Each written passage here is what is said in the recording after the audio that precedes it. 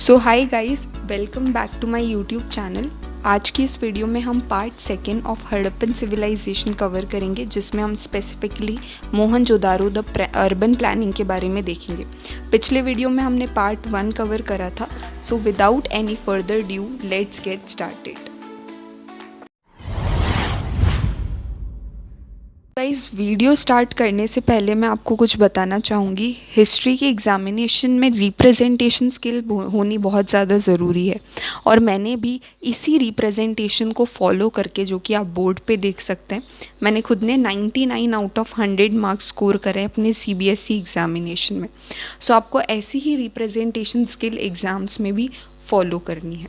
तो अब अपन अपने टॉपिक से स्टार्ट करते हैं। That is third number topic, Mohenjodaro the urban centre.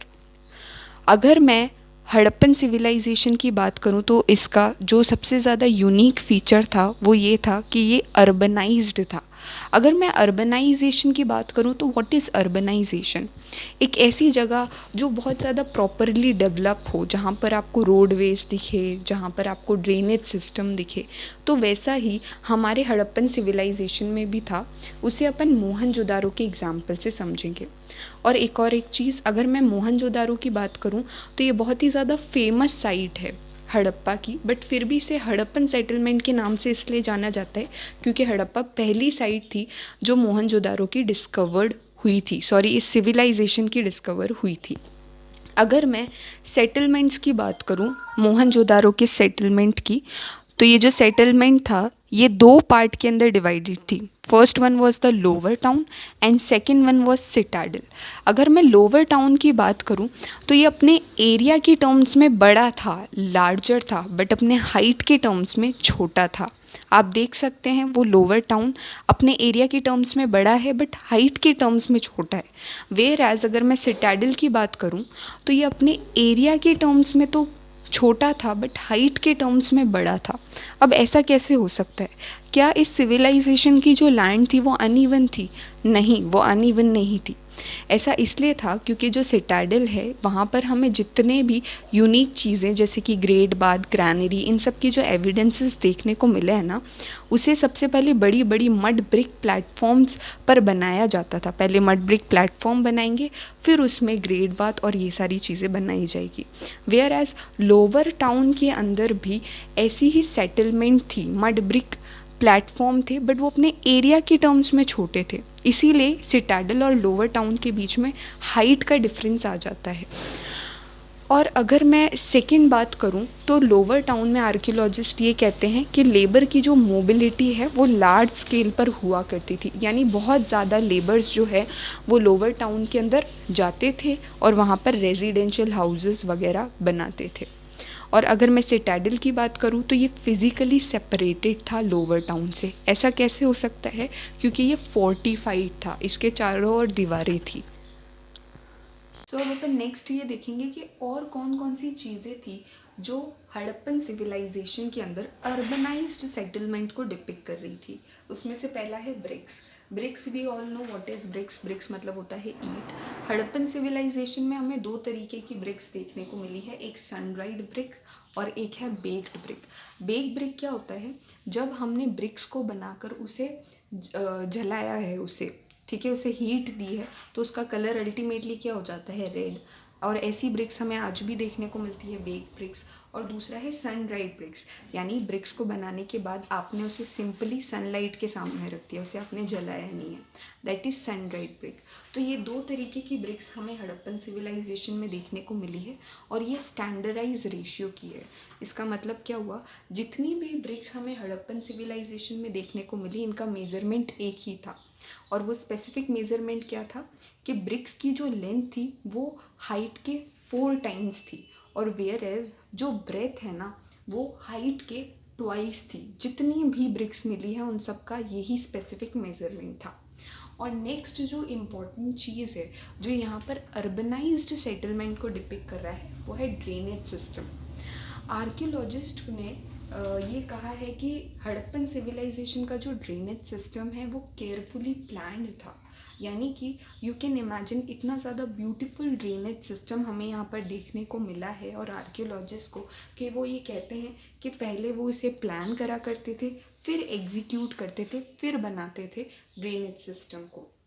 और सेकंड फीचर जो है ड्रेनेज सिस्टम का वो ये है कि यहाँ की जितनी भी रोड्स और स्ट्रीट्स हैं वो एक दूसरे को 90 डिग्री के एंगल पर इंटरसेक्ट कर रही है।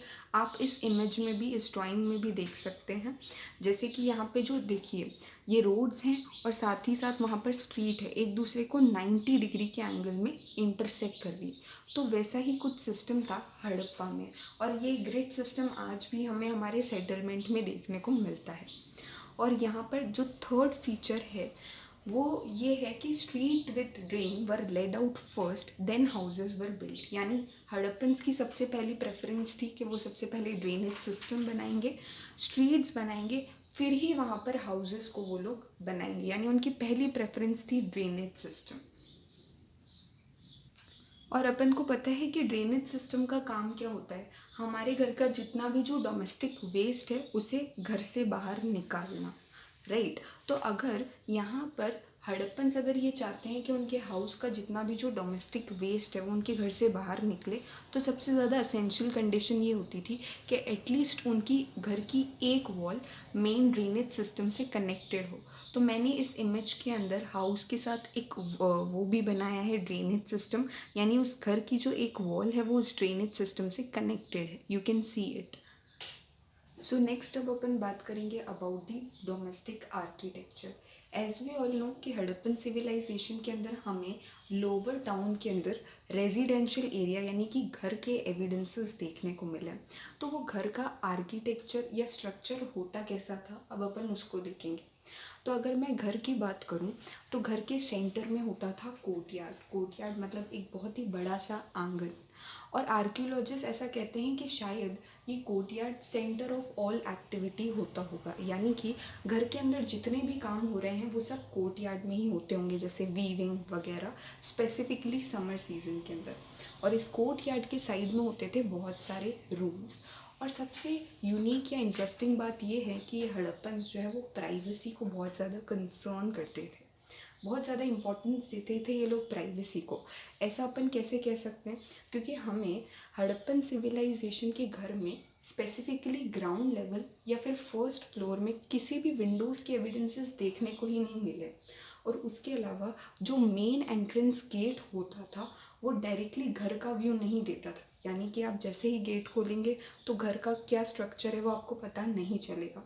और इन सारे घरों में हमें बाथरूम्स के भी एविडेंसेस देखने को मिले हैं जो ब्रिक से बने हुए होते थे, और ये बाथरूम ड्रेनेज सिस्टम से कनेक्टेड होते थे। और साथ ही साथ हमें स्टेयर केसेस के भी एविडेंसेस देखने को मिले, यानी सीढ़ियों के। अब ऑब्वियसली स्टेयर केसेस का क्या यूज़ होता है, एक फ्लोर से दूसरे फ्लोर में जाने के लिए, राइट। और हमें घरों के अंदर वेल्स के भी एविडेंसेस यानी कि कुओं के भी एविडेंसेस हमें देखने को मिले हैं। और आर्कियोलॉजिस्ट ये कहते हैं कि ऑन एन एवरेज हमें 700 वेल्स के एविडेंसेस देखने को मिले। और ये वेल्स स्पेसिफिकली उस रूम में होते थे जो डायरेक्टली घर के अंदर नहीं है, बाहर है घर से। Many houses had wells from the room that could be reached from outside. So guys, ये था हमारा आज का part second of Harappan civilisation. Hope you like it. If you like, please to subscribe and hit the like button. Thanks for watching.